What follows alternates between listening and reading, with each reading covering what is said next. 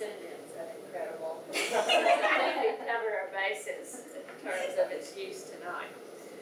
So, and on that vein, I have to commend you, Frankie, for very well prepared and presented remarks. I have to say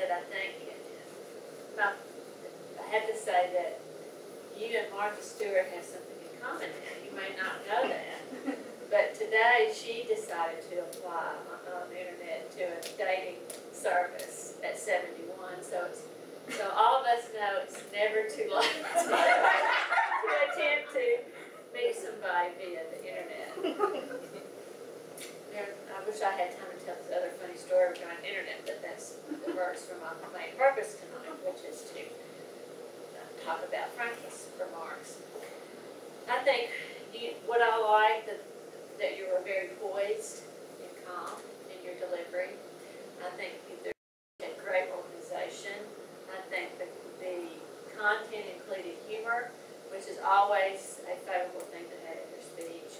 I think you grabbed everybody's attention with your explanation of how you met Chris. Everybody loves a good romance story. So that's all. I think we should always remember that's always a hook. So very good. I think you talked very clearly when you were here at the podium. Of course, you used no notes, which is very commendable, and what we all strive to do is present with no notes. I think the things that I would suggest to work on would be, and I wasn't in the back of the room, but I suspected that you may want to elevate your voice a little bit, and so that that no one will have to strain to hear you. I think at times you might want to adjust your body position.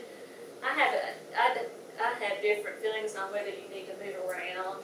You know, some people think you really need to move around like this, and go over here and talk to this group. Go over here and talk to this group. But I think it might be nice to move that you move a little bit. You know, I think you were right here at this position. I think that was very calming, but I think sometimes you might appear a little more relaxed. Once you start doing it, it's not too hard. If you start doing it, you really engage your audience, and especially those in the back, and do something like that, if that helps. The other thing is, occasionally, this is what I did. I remember when I gave my first speech, we all said, you closed your eyes. I think sometimes I saw you look down one or two times. When you're thinking, you tend to maybe look down while you're thinking about the next thing to say. So that might be something to work on a little bit. And I think the other thing that I learned too is at the end from Wilma, is that at the end from a Toastmaster minute tip, was that at the end of the speech, rather than saying thank you, you go right and say, Mr. Toastmaster, Madam Toastmaster. You don't have to thank your audience for the speech, because actually you gave the speech, so they should be thanking you. My comments, very well done.